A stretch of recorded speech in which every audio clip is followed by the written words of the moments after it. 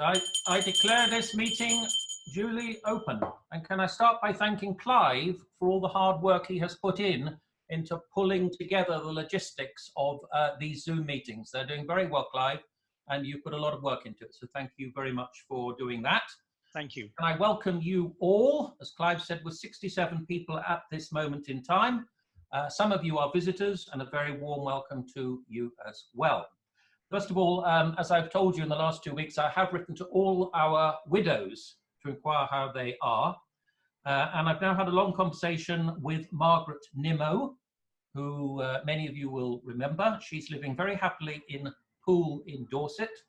She is attending, when she can, the Rotary Club of Poole, where she has just been made an honorary member. And she says she comes to, whenever she can, she comes to our Christmas lunches. She missed last year, but her aim is to be back this year, assuming we are able to have a Christmas lunch, of course.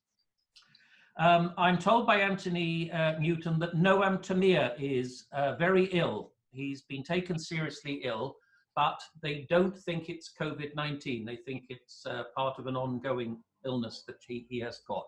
And Anthony will give me updates as and when he gets them, and I will update you on Noam's condition.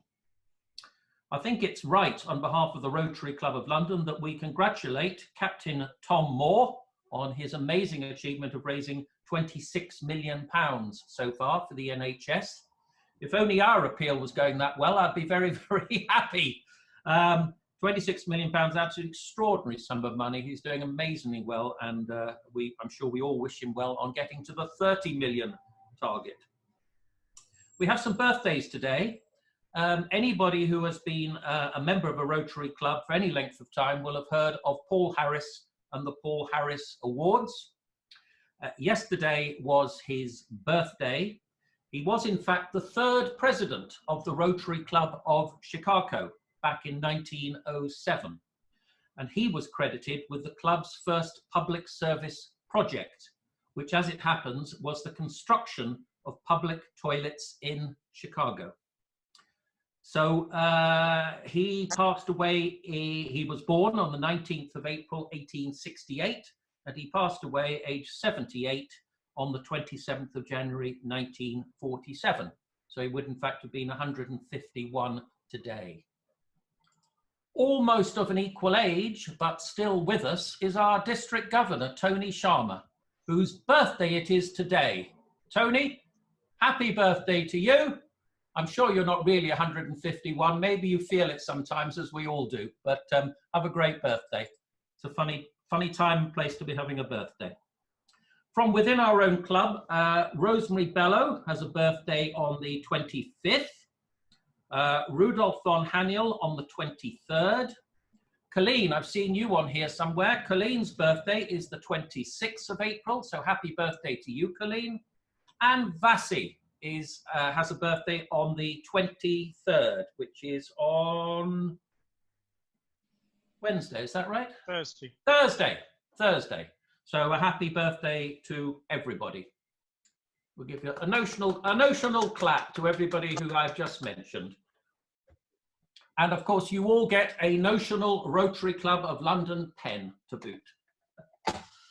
Okay, we've had an email this morning from Brian Coleman to say that the Rotary Club of Barnet, when they have their Zoom meeting, not this Monday, but next Monday in the evening at 7 o'clock, they have secured the Honorary Member, Right Honourable Teresa Villiers, MP, to speak to them about the current COVID situation.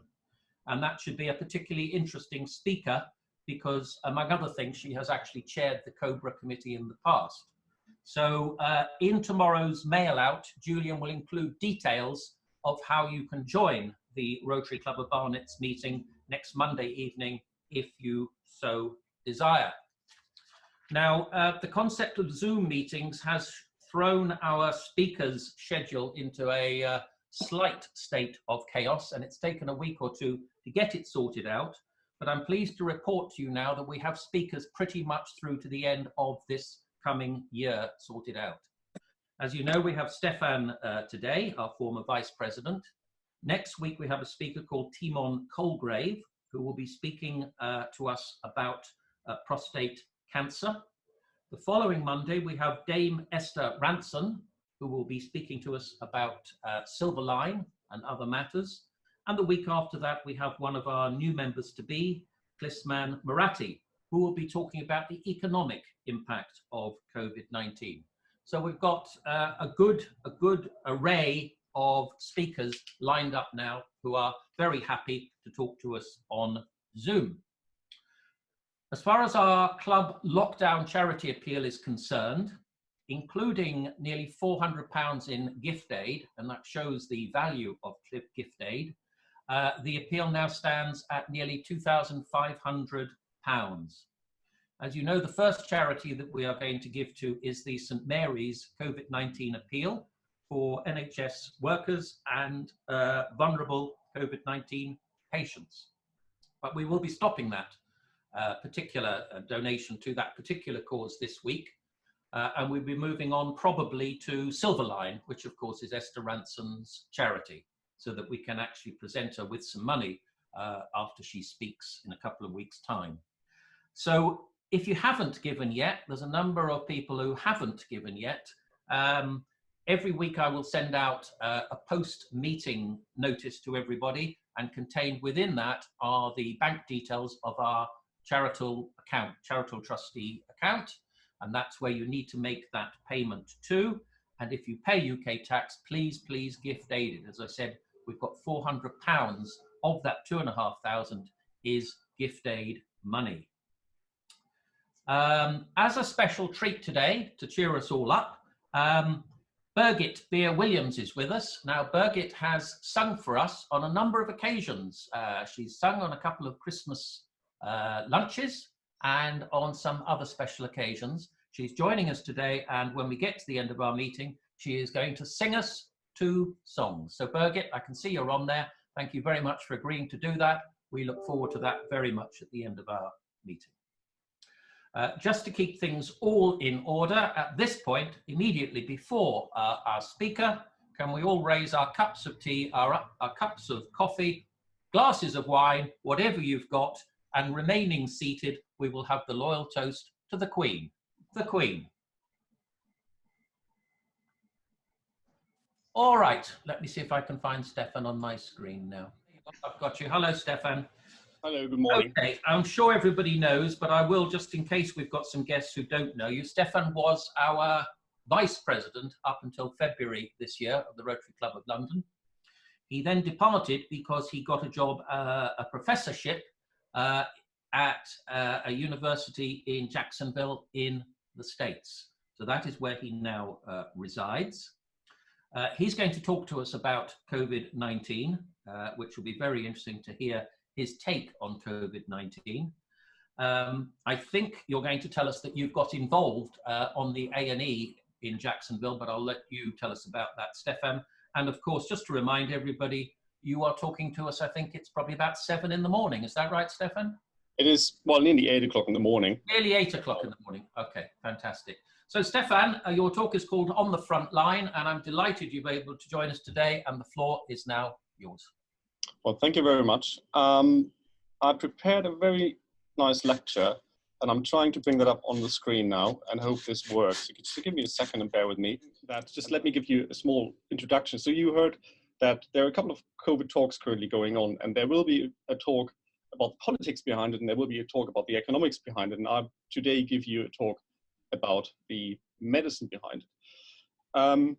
As you heard, I'm a doctor, doing medicine, doing critical care medicine and anesthetics, and I'm currently working in Jacksonville. And no, my dress code is not slightly going down from tie without tie and now being in scrubs and not talking about next week. This is just I'm on call at the moment, and I'm in the hospital, and I'm trying to give you an overview about what COVID is.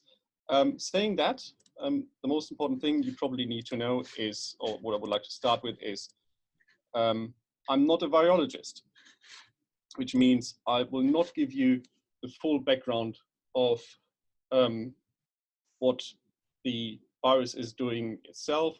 I will try to give you an overview, and I will try to make that as a doctor, as harmless to you as possible. But there will be a couple of pictures, so please bear with me. Can you see the slides now? Yeah. Oh, lovely. Good. So let me give you a little bit of outline what we're going to do today. So we will talk about COVID-19 and the most important question, why it is so different to what we have had before. We will talk a little bit about how does COVID harm the body and what is it doing to the body. We will talk about what are the current treatment options we have, why do different countries do different things and do better or worse. And at the end, we will have a very short outline about what Rotary is doing. So speaking of COVID-19, you probably heard this word quite often. COVID-19 is now everywhere. Wherever you Google, when you put in the C and then it comes up with COVID-19 in Google machines, and you get immediately to the virus which we have at the moment. Coronavirus is, first of all, a very big family with a lot of different virus types, and COVID-19 is one of the coronaviruses, and they are normally named properly, but when they appear randomly, they just get a number for the year the virus appears, and the coronavirus we currently have at the moment is appeared or was mentioned to the World Health Organization, the WHO, on the 31st of December 2019, so it was technically still the year 2019. This is why it is called COVID-19. But coronavirus are very frequently found in the nature. A lot of animals have coronavirus, and statistically, all of you will have a coronavirus infection somewhere during your life. This is something very common, and we have several infections, several virus types of the same virus spreading around the world every now and then. You will find them in a lot of different animals, mainly bats, but also camels, but also cats and dogs. And normally they are not causing a lot of trouble. They make flu-like symptoms. You might have a cough, sneeze or whatever, a little bit of temperature, but normally these infections are rarely severe and causing any harm to humans. Once in a while, and this is the main problem we have, these viruses might mutate. And we had a couple of mutations before of the coronavirus, and I show you the recent epidemics you probably heard about. The one in the middle is the 2003 SARS-CoV infection, which is called because it causes severe acute respiratory distress syndrome. So patients went into pulmonary failure and lung failure, and at the end, 650 people died in China and Hong Kong. So as you see, not that many compared to what we are facing at the moment. This was SARS-CoV, and given that the current new strain is also causing SARS, so severe acute respiratory syndrome, we call it SARS-CoV-2, which is the coronavirus 19. There was another infection in 2012, which was in the Middle East, and therefore it's called the Middle East Respiratory Syndrome, or MERS infection, which was in 2012 and killed roughly 800 people. So these three infections come all from the same virus and are basically just mutations of the different virus. And the question is, why is it so different? When we look at the velocities, how quickly the virus is spread. So when we look at MERS, from 1 patient to 1,000 patients being infected, it took MERS roughly 2.5 years. So a very, very long time. So infection itself is not that quick. SARS in 2003 was a little bit quicker, so infected from 1 to 1,000 in 130 days. And if we look at the COVID-19, which we have at the moment, it takes roughly 48 days from 1 to infect 1,000 other people. So it is quite a quick infection we have, and the velocity is much higher in infecting other people and spreading out into the communities. So this is a very nice fact sheet I would like to talk about, because if we look at why these viruses are spread so quickly and why it is so difficult for us to treat these patients. A very important number we always talk about is the R0 number, which you find in the first line under this very nice icons for the viruses. And basically what it means is how many patients statistically you are going to infect. So when we look at the flu, statistically, one patient or one person is infecting another 1.3 persons. When we look at SARS, which we had in 2003, one person infected roughly 3 persons. And when we look at COVID-19 at the moment, one person roughly infects 2 to 2.5 other persons.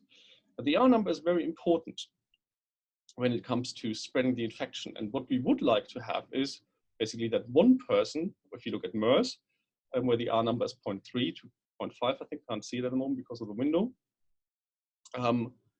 MERS is not spreading that quickly, and it's rarely infecting other people. You have to be in a very, very close contact. So the higher the number is, the more likely it is that an infection is spreading. So when you hear people about talking what we have to do, the main thing we need to do as population is we need to get this R number down to numbers below 1. I'm not quite sure where the UK is at the moment. I think Germany is currently at 0.7. So doing a good job. So one person is not even infecting another person. And this is what social distancing is doing. So why is it so difficult to deal with this virus? The problem is that the incubation time is very high. So if you look at the COVID-19 numbers, the incubation time for COVID is up to 2 weeks. When you look at the flu, it is just 1 to 4 days. So which means you get infected by flu, the next morning you have symptoms and you just stay at home. You're not going anywhere. And this is why we're not infecting that many people and why flu is not spreading that quickly. For COVID-19, we have the first time in history that we have an infection that has a very long incubation time, up to 2 weeks. So you might be infected today and you will spread the disease for the next 2 weeks before you develop any symptoms. And this is one of the main problems. And then following your steps, what you've done 2 weeks ago is nearly impossible. Well, barely you know who you met 2 weeks ago. I barely know what I did 2 weeks ago, but nobody knows what you did exactly 2 weeks ago and who you met and who you might have infected as well. So this makes the isolation of infected patients very, very problematic, but also the follow-up. If you think about a couple of weekends ago when we had the lockdown in the UK and everybody still went for picnics in the park, we see these effects 2 to 3 weeks later, and this is the main problem. We cannot follow up. If it would be a flu, we would see it the next day or the next 2 days later, and we could isolate patients. But with COVID-19, this is just not impossible. So the incubation time is a huge problem in these kind of infections. And I will come back to these incubation time because there's a very important message I would like to give you in a second. How does COVID-19 harm the human body? The answer, it doesn't. This is probably a little bit of a surprise for you, but COVID-19 itself is not harming your body. So what normally happens is that COVID-19 is getting into the lung, and it's one of the respiratory infections, and you might have a cough, you might have a little bit of temperature, and this is all fine. And this is where people go to their GPs, go to their family doctors, or whatsoever, and get tested, and then get positive. And then they go home. And this is what we do. We don't want everybody in the hospital because we don't have enough hospital beds, but we come back to that a little bit later. Roughly 6 to 8 days into the infection, this is a number you have to keep in your head for the next month, as long as we have this infection. Roughly 6 to 8 days into the infection, the body starts to fight the infection. And this is where things go wrong. What we have is that the macrophages basically start to attack the virus in the lung. And what happens is the macrophages release something which is called cytokine. You probably don't need to know that, and you don't need to remember that. But cytokine is one of the substances that attract more lymphocytes, macrophages, and basically it starts to get the healing process going. But what happens is that this cytokine shower, which how we call it, is causing a lot of problems. And it's causing a barrier problem that fluid from from the bloodstream can suddenly go into the lung, and the lung basically starts to fill up with water, with fluid, and the patient starts to drown. On top of that, it now recruits neutrophils, which is basically the police of your blood, that starts to attack these cells, and the body starts to attack itself and starts to harm itself. And this is where really things go wrong. And this happens very, very quickly. Keep in mind, this can happen 6 to 8 days later, and it happens very quickly within 24 hours, from 0 to full acute respiratory distress syndrome. I've seen it a couple of times in Germany. We had a 30-year-old young lady without any past medical history. She has been tested positive for COVID, was at home self-isolating as following the guidelines.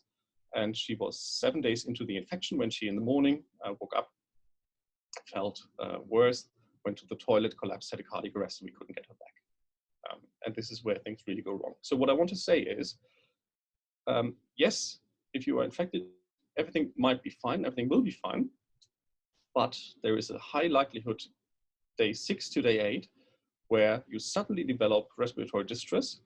And if you are infected, or if one of the family members is infected, and you are in day 6 to day 8 or 9, please be aware that this is the critical time where the body starts to try to heal itself and things go really, really wrong. And I want you to be aware of that you make sure that you are okay and your family is okay. This is a CT scan of the normal lung, and just to walk you quickly through that, in the middle you see the heart. Around the heart you see black structures which are the lung, and everything which is normally gas filled, and normally you would have air in your lung, you would see that in black. And this is how a normal lung should look like. Looking into patient with COVID, 17th of January, this is a very normal lung. This is how it looks like. The structure in the middle is a little bit different because we see a couple of vessels, we see the heart.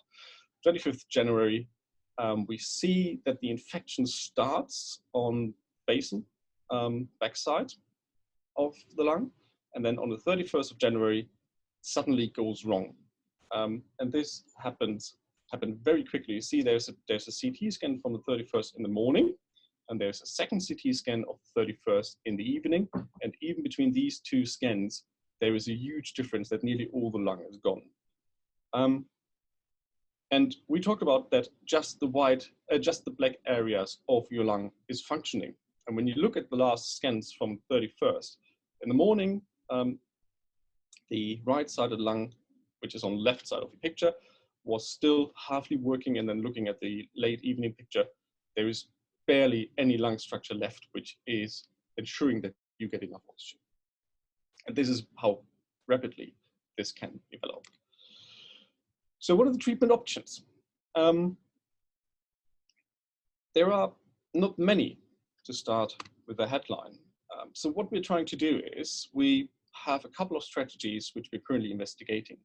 So one of the strategies is to avoid the virus itself docking to the cell, which we try to do with different medications. Then once it is in the cell, we try to reduce the reproduction and how quickly it is producing other virus cells, and then they could spread into the body. So there are a couple of different medications on the market which worked in laboratory, and this is very important to know. They worked in the labs, but they are not yet tested in the human body. So you probably heard about chloroquine, which is frequently used as an antiviral therapy, especially malaria. You have probably heard about all the other antiviral medications which are used for high HIV treatment, and they are currently all on trial for that. Just to give you a quick overview, this is where we are. We normally, when we think about drug trials, we talk about 4 different phases. We have, or 5 different phases, if you like to say it this way. We have an observational study where we think about, oh, this we have done that and it seems to work, so let's do a proper study out of it. And then we go with drug trials. We normally go through 4 phases before we can say a drug is working. So these are all the drugs which we currently use. And when you look at the right side, the treatment goals, the majority of the treatment goals is stopping the antiviral growth, stopping the anti-inflammatory reaction, which is causing the main problem in the body, and then at the end, if things really went wrong, treating pneumonia. Main problem is patients coming to hospital already have a severe acute respiratory distress syndrome. So starting a late treatment with antiviral therapy is probably not possible. So what you need to do is, with the antiviral therapy or the anti-inflammatory therapy, you need to start it before things go wrong. And this is a huge problem. Who do you want to test it with? Would these patients be safe anyway or not develop any symptoms anyway? So it's a big problem to treat patients and enroll them in studies. And you see, there are a couple of different medications on the market which we try. We have a couple of medications. We currently have one medication which is in phase 4. We have failed trials which already showed no benefit for 2 medications. Well, to be fair, since yesterday for 3 medications, there were some published data for chloroquine which showed no effect. So we don't have treatment at the moment. So if you end up in hospital, I hope none of you will do, you might be asked if you will participate in one of the drug trials, because we just need to find out what is working for patients. And currently, we don't have anything. That's the very easy answer. We have some ideas, but once you're in hospital with an acute respiratory distress syndrome, it is probably too late to start an antiviral therapy. It's probably too late to start an anti-inflammatory therapy, and so on. We have to treat the lung disease. And speaking of that, this is what we do in the first step. We give you oxygen, and not just giving you oxygen, we need to reopen the lung as much as possible. So what we do is we put a mask on your face and push air into your lung and trying to reopen the lung and recruit as many alveoles as possible. So if you are involved in medical care, if you go to ICU, or you might have a relative, we might start a therapy using non-invasive ventilation. This is how it is called, where we push air into the lung and try to reopen it. This is hard work. This is very hard work. The patient has to breathe on its own. We support the patient, but it is a lot of work. The patient is struggling. And this can be very hard work for 3 days without any sleep. This is a marathon you're running when you're doing that. But it is probably the best you can do for the lung before we switch to a more aggressive therapy. And I'll show you that as well. I'm not having too many pictures in that. If things are not enough, or you are tiring, because breathing is muscle work, and as you're doing a hard job and you're running a marathon for 3 days, your muscles might fail at one point, then we need to take over. And this would mean that we have to intubate and put a breathing tube down, to your breathing pipe and ventilate you mechanically. If we are at this stage, the survival rate is unfortunately 50%, but still we have good survival even with high age.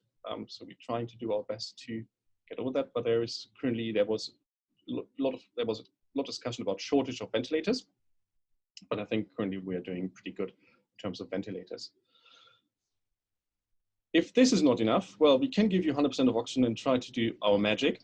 But if this is not working, you might come across a very odd technique, which is called proning. This is very unusual. Yes, we have patients in ICU laying face down. And this is a method we use in acute respiratory distress syndrome. So if you come to an ICU ward, wherever, or you visit someone, even later, you might see patients lying in ICU like that.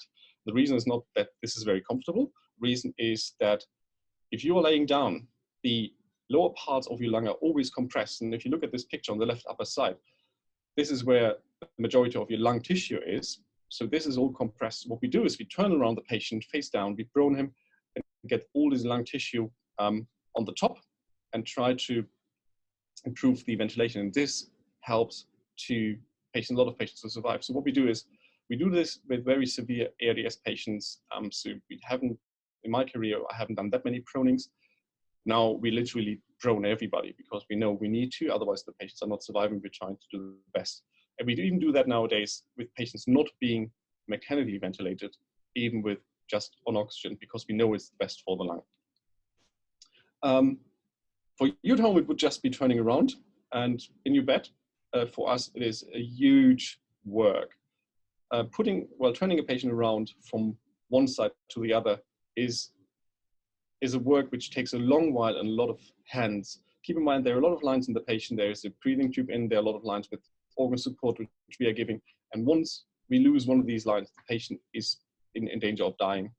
So we can't afford that. So it takes a long while, a lot of coordination to turn a patient with all these equipment. And we need a lot of hospital staff to do that. So this is a very, very personal, intense procedure. And we have to do that once or twice a day. So we have now at Brompton, where I worked before, we have proning teams basically starting to prone one patient after the other on a daily basis, and then basically restarting from the beginning to turn them back on to make sure we're doing the best for the lung. If this is not enough, and there is still a next step, we can basically use ECMO therapy, which is something to oxygenate your blood beside and releasing your lung. And this is basically how it works. We take a huge portion of your blood continuously from your vein, run it over an oxygenator, get the carbon dioxide out, which is one of the waste products we don't need anymore, get the oxygen into your blood and pump it back into your body. This is a very effective method. We could, using this method, we could avoid the whole heart and the whole lung and get enough blood oxygenated and enough perfusion for the rest of your life. Well, obviously, we don't want you to be on the machine for the rest of your life. And obviously, everybody could say, this is a very nice idea. It is indeed, but this is the UK. Well, to be fair, it's the same in every country. So in the UK, you have 1, 2, 3, 4, 5 ECMO centers. Royal Brompton is one where I worked, and Royal Brompton has 31 machines. And Royal Brompton is responsible for North West London and all the way down to, I think it's Cornwall, isn't it? Not the best in UK geographics. We just have 31 machines, so we can just treat 31 patients. So ECMO is, yes, life prolonging therapy, but just if you have the capacity, we don't have that much capacity. And as far as I know, so we share with Harefield Hospital, so Brompton currently is running 21 machines, and I think Harefield is running 10 as well, so we are full maximum capacity on doing that. Let's come to why are countries so different?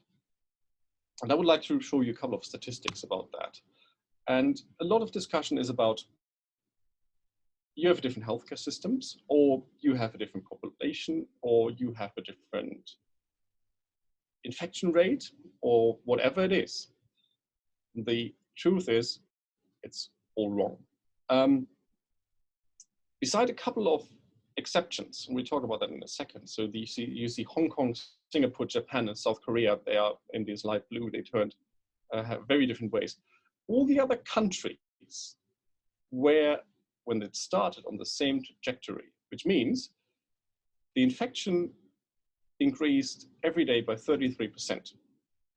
Even the UK, the UK was even a little bit better than all the other countries. So see, when you look at the UK, which is this slightly dark purple line, it is beneath the trajectory and one of the lower ones, while all the other countries have a little bit higher spread of infection. Even Germany had a higher infection spread than the UK. So at the beginning, we were all on the same trajectory. The question is why things changed. We can talk very quickly about Hong Kong. They basically immediately shut down schools, had quarantine in place, had a good community response.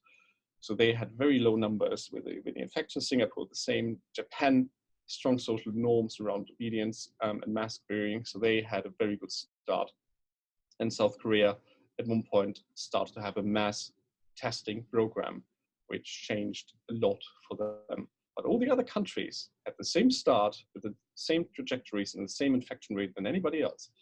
But what happened is this picture, and this is where things change. When we look at the daily death roll,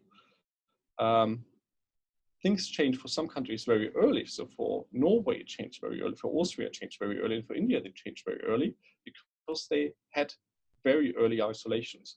You can see these small stars, which basically means it is the start of the national lockdown that happens in the countries. And these countries started to go into lockdown when they had 3 death rates, 3 dead people. So basically nothing. Germany went into lockdown when they reached a number of 15. The UK went into lockdown when you reached a number of 40. And the US is still not in lockdown.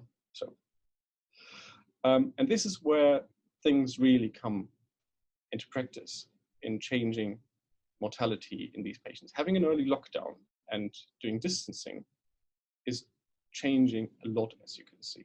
So this is why a lot of countries turned the corner early and why some of the countries didn't. Testing, as I said, is the other thing. So we need to know who's infected, who needs to be locked down, who needs to be quarantined, or who needs to be isolated. And South Korea was the forefront of testing people. Italy was, according to this study, the second best, and then Germany was third best, but Germany with a very small asterisk, which says only included tests done outside of the hospital, which means all the tests done by GPs. They are not included the tests which have been in the hospital, and if you would count them in as well, you would be somewhere between Italy and South Korea. So Germany started the mass testing very, very early, where the UK is lacking a little bit behind in the testing period. And this is also the same thing. This is why we have a very high positive number, but we're identifying patients very quickly or very early in Germany. And the US is currently doing, well, can't speak out loud here, not very well in the same matter. I would like to very quickly explain why physical distancing is very important. And I would like to call it physical distancing because I hate the word social distancing. There's a very easy reason for that. When I moved to the US, I was in lockdown. I moved to a country where I didn't know anybody. I moved to a country where I didn't know where to go, haven't had any friends, and I was socially isolated. And social isolation is nothing anybody needs, or anybody nothing I would wish anybody. Physical distancing is what we need, but it doesn't mean that we need to be social distanced. And this is where I see a huge point for Rotary, what Rotary can do things. Look after yourself, look after your family, call each other, say hello to each other. You need to be physically distant from people, but you do need to be socially distant from people. So please, please, please, be there for other people.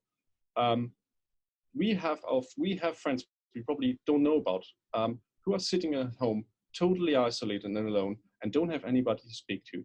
So if you want to do something good this week, just call them and say hello. There's not much to do. Just call an old friend and say, how are you doing? Is there any, just have chat what is going on. And this is all what it needs. But physical distancing is very important. And the reason for that is we have capacity, a maximum capacity a healthcare system can deal with. And you probably heard about flattening the curve. It has been spread around quite often. And the point is we have a maximum number of beds we have in a healthcare system. And we cannot, while we try to increase the numbers, and you've done a great job in London to build a new hospital with 4,000 ICU beds. But not everybody can do that. So we cannot increase the amount of beds to unlimited. So we will come to the point that we're running out of beds, we're running out of options, we're running out of ventilators, and so on. So what we need time. And we need to buy the time where we'll still have the same number of infections, but we need to spread them over longer periods so the healthcare system can deal with that. So if you want to do good things, please stay at home and try to flatten the curve so we can treat every patient with all the equipment we have and the patient deserves, so we can do the best for everybody in Britain. Coming to capacity, that's another huge problem. As you can see on the left side, these are the international ICU beds per 100,000 inhabitants. The United States is pretty good, Germany is pretty good with 29, and the UK is not so good with 6.6. And so is China with 3.6. And even if you look on the right side, where we have the European comparison, so the average in Europe is 11.5 ICU beds per 100,000 inhabitants.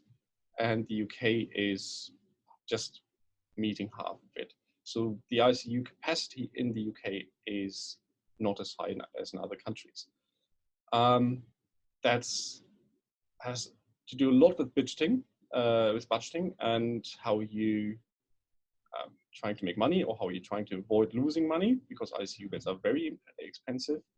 An ICU bed which is not used is very expensive because you have to one-to-one nursing, so you have to have one nurse, you have to have a quarter of a doctor, you have to have all the equipment, and every bed not used for the time being is a huge amount of money. So I can understand why some countries have low numbers of beds, but this is basically now where we pay a little bit back what we've done the last couple of years, but leave politics to next week's speaker.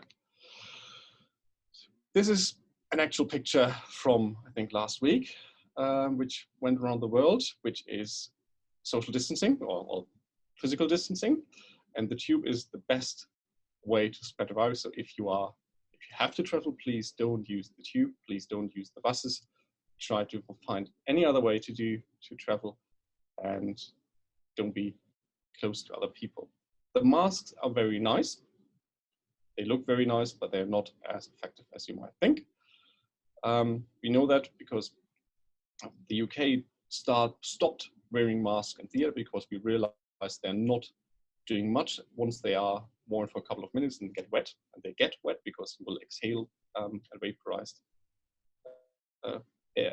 fluids from your lung, and then they are not effective. But they reduce the infection down to 25%, so 75% risk reduction if you wear them. Yes, you can wear them, but they will not get you completely healthy and isolated. So this is a picture from last week when Florida decided we can open the beaches, and we think that people are treating this, well, let's say going back to the beach with respect. And this is exactly what happened. So we had a lot of people going to the beach because the beach was just open for 2 hours. So everybody went to the beach to see how the water is still there. Whatever they did there, I don't have any idea. The governor immediately decided to close it, and I think we pay the price in 3 weeks for that, with an increase in infection. Again, it takes 2 weeks. You might have had people who had infections, so it might have taken 2 weeks, and probably see an infection rise in 2 to 3 weeks from now. We will see.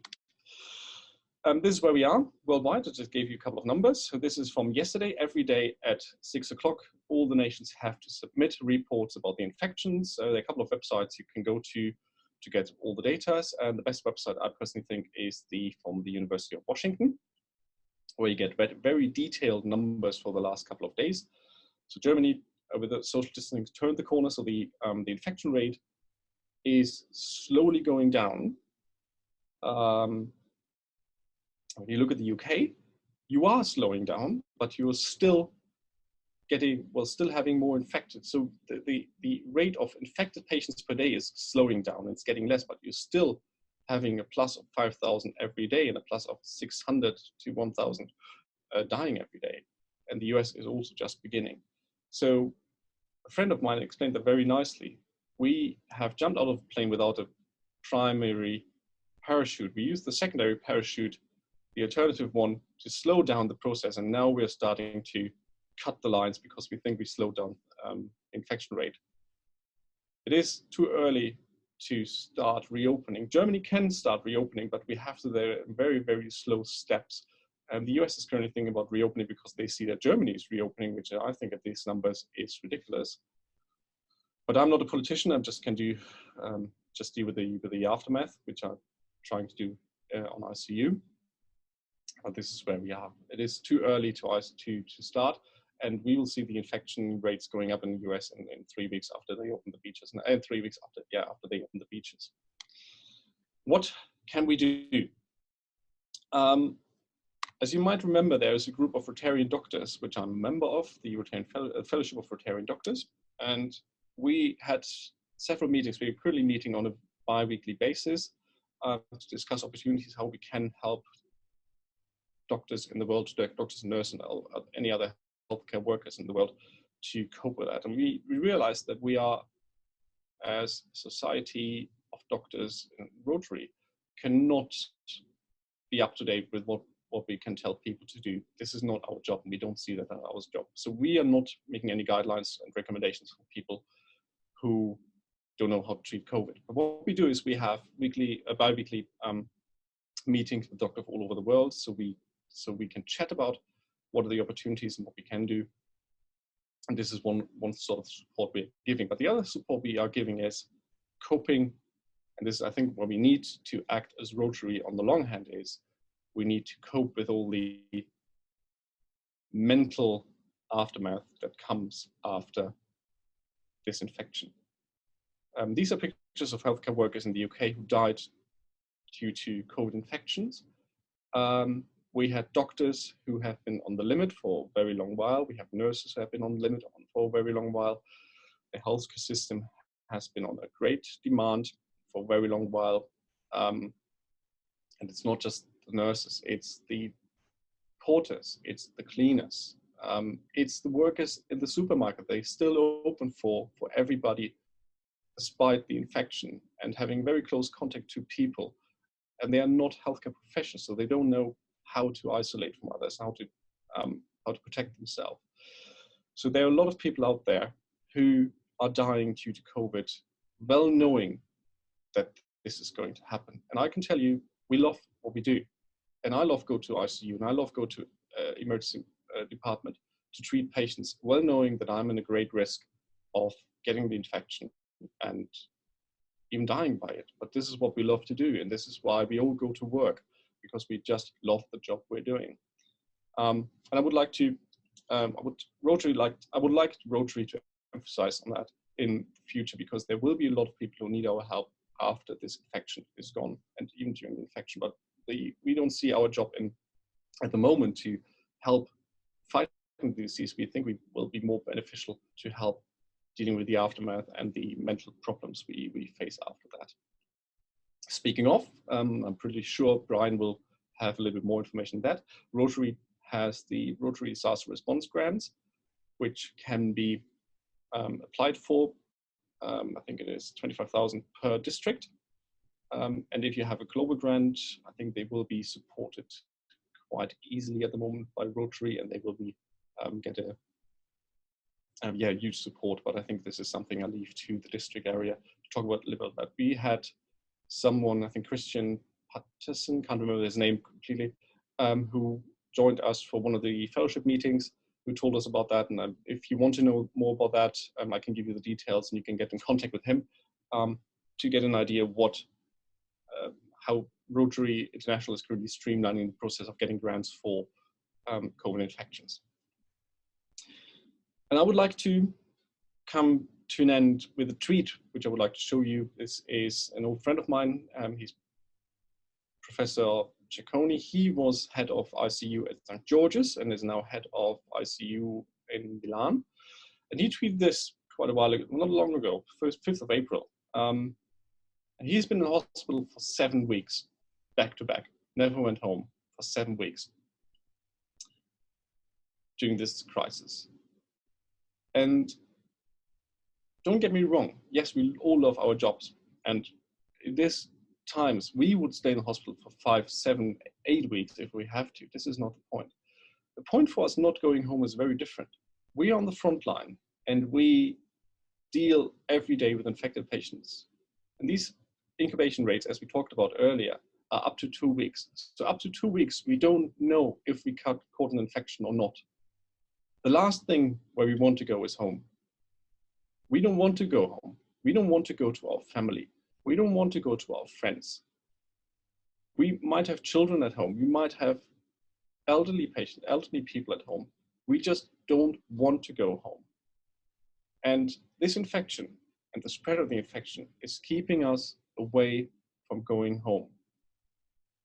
So what I would kindly ask you at this point is, help us getting back home, help us to get back to the families we have without any fear of spreading the disease to them, and stay at home. And a friend of mine, or colleagues of mine, made this very, very nice picture, and it very nicely describes what we're doing. We love what we do.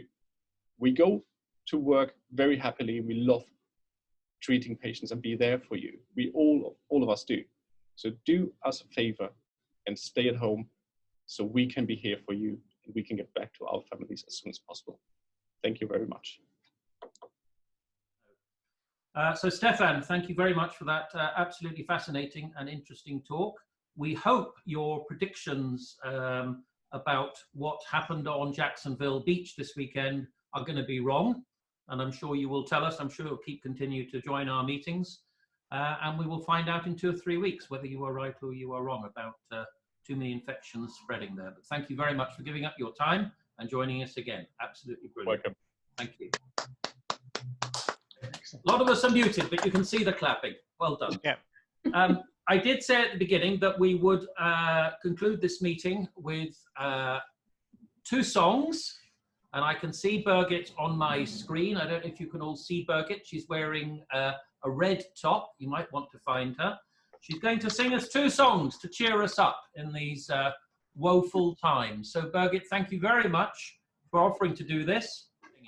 Birgit, the floor is yours. Oh, am I switched on? Yes, we can hear you. Yes, absolutely. Absolutely. So, yeah, let me say only a little introduction. Thank you, Stefan, for this really great, informative and revealing talk. We could have gone on for years because we all have questions, but I think a lot of it was clarified. And now to my function, my name is Birgit Beer. I'm a Rotarian, honorary Rotarian of City and Short. And I try to cheer up you as much as I can. And the 2 major ingredients we have now is the nature we can, embrace. It's the sun, therefore I sing O Sole Mio. The first number, I thought we have to really make the best out of it. The second will be L'Hymne à l'amour from Edith Piaf, because without love, we can't get through all this as well. And I hope you have all, stay well, keep safe, and let's connect. So we start, wait. I hope the sound is good. I can't guarantee for this. You hear?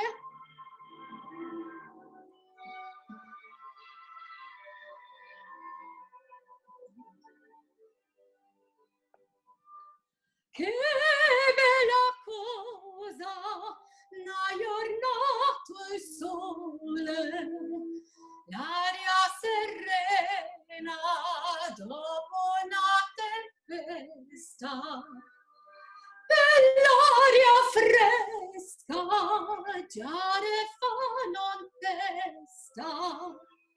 Che bella cosa, una giornata il sole. Giornata il sole, giovanile. O sole mio, sta fronte a te. O sole mio, sta fronte a te. Sta fronte a te.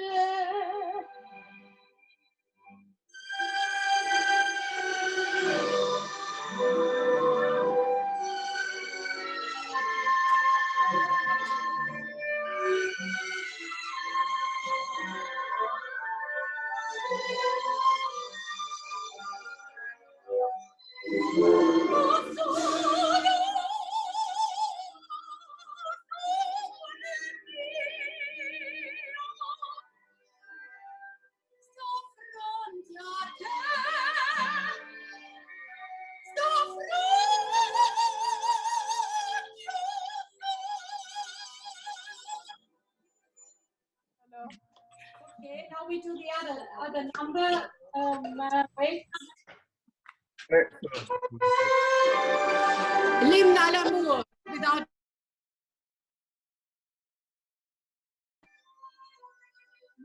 love, we have nothing.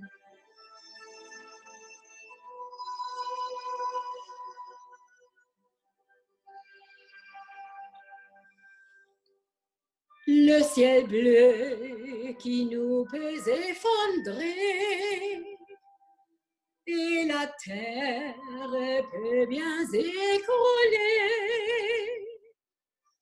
Mais m'emporte si tu m'aimes, je me moque du monde entier. Tant que l'amour inondera le matin, que mon corps frémira sous tes mains, et m'emporte le grand problème,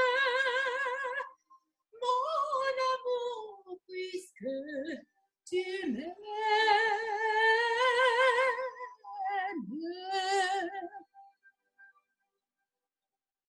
J'irai jusqu'au bout du monde, j'irai faire un temps de blonde, si tu me le décrocher.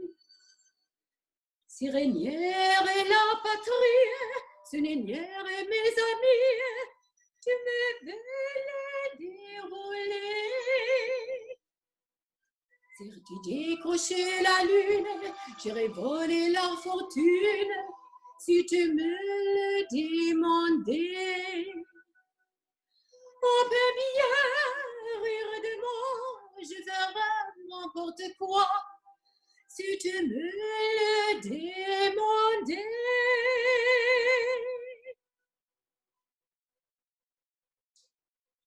If the sun should tumble from the skies, if the sea should suddenly run dry,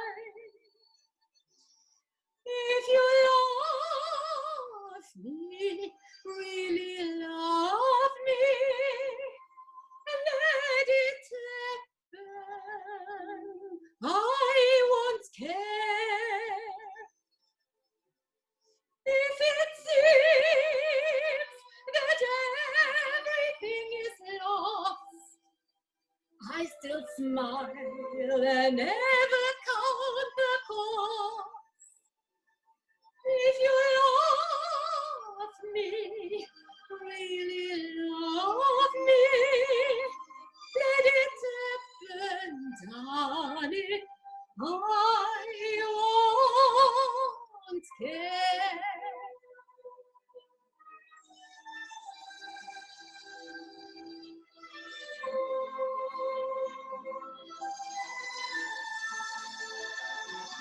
If you love me, really love me, let it happen, darling, I won't care. When everything is lost, I still smile and never count the cost. If you love me, really love me,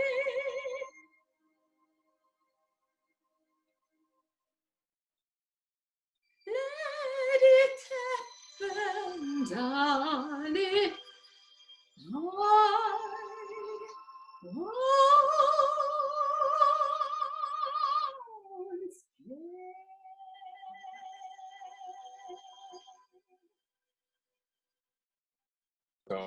care. Fantastic, Birgit. Thank you very much indeed. That was absolutely wonderful. Let's try to stay healthy, and I'm now a yoga teacher as well. And I try to give my classes via Zoom, and the money I raise, I donate to NHS, a little thing everyone can do in a way.